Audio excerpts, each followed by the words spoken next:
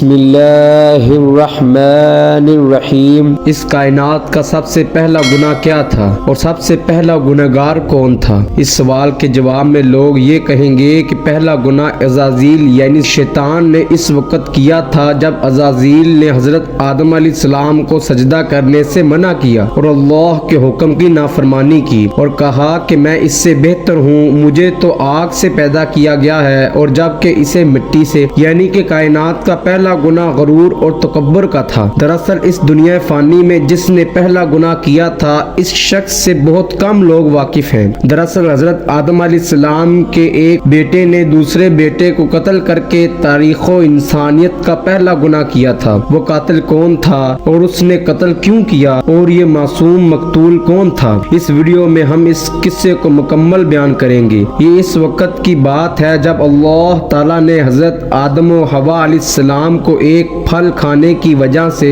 جنت سے نکال دیا تھا۔ چند عرصے کے بعد حوا علیہ السلام کے بطن سے اولاد ہوئی۔ ہر ایک بار حضرت حوا علیہ السلام کے بطن سے ایک جوڑا پیدا ہوتا جس میں ایک لڑکی اور ایک لڑکا پیدا ہوتا تھا، اور جب حضرت حوا علیہ السلام کے بطن سے دو جوڑیاں پیدا ہوئیں تو اللہ تعالیٰ نے حکم دیا کہ ہر ایک جوڑے کے لڑکے کا نکاح دوسرے جوڑے کی لڑکی سے کیا جائے۔ پہلے بڑے جوڑے کے لڑکے کا نام قابیل اور لڑکی کا نام اکلیمہ تھا، اور دوسرے جوڑے کے لڑکے کا نام حابیل اور لڑکی کا نام لیودا تھا۔ اللہ تعالیٰ کے حکم کے مطابق قابیل کا نکاح لیودا اور حابیل کا نکاح اکلیمہ سے ہونا تھا، لیکن وقت گزرنے کے ساتھ ساتھ اکلیمہ کی خوبصورتی لیودا کی بنسبت بہت بڑھ گئی، اس لیے قابیل اپنی ہی بہن سے نکاح کرنا چاہتا تھا جو کہ اسلام میں حرام قرار پایا جانا تھا، اور اللہ پاک نے اسے دنیا کا نظام بھی چلانا تھا۔ اس لیے اللہ پاک نے حضرت آدم علیہ السلام کو حکم دیا کہ اپنے بیٹوں کو کہو کہ اپنی قربانی اللہ کے حضور پیش کریں، اور جو حق پر ہوا اللہ پاک اس کی قربانی قبول فرمائیں گے۔ چنانچہ حضرت آدم علیہ السلام نے اپنے بیٹوں کو قربانی پیش کرنے کے لیے کہا۔ حابیل کیونکہ بکریاں چراتا تھا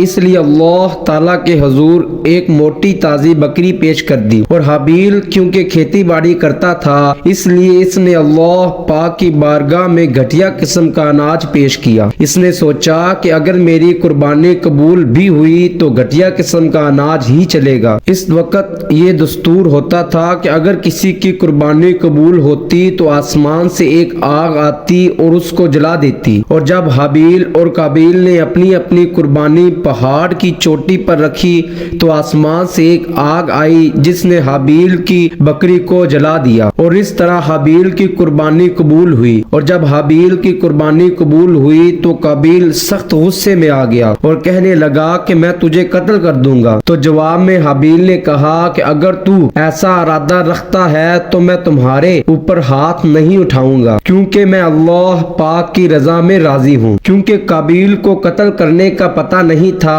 کہ کیسے قتل کیا جاتا ہے، قابیل کے سامنے شیطان آیا اور وہ قابیل کو لے کر پہاڑ پر چلا گیا، اور شیطان نے قابیل کے سامنے پتھر پر پتھر مارا۔ اس طرح قابیل کو پتہ چل گیا کہ قتل کیسے کیا جاتا ہے۔ ایک مرتبہ حابیل درخت کے نیچے بیٹھا تھا اور بکریاں چرا رہا تھا۔ پیچھے سے قابیل آیا اور اس نے حابیل کے سر کو پتھر سے کچل دیا۔ قتل کرنے کے بعد قابیل کو یہ سمجھ نہیں لگ رہی تھی کہ وہ حابیل کو کس طرح دفنائے۔ اس پر اللہ پاک نے دو کوے بھیجے۔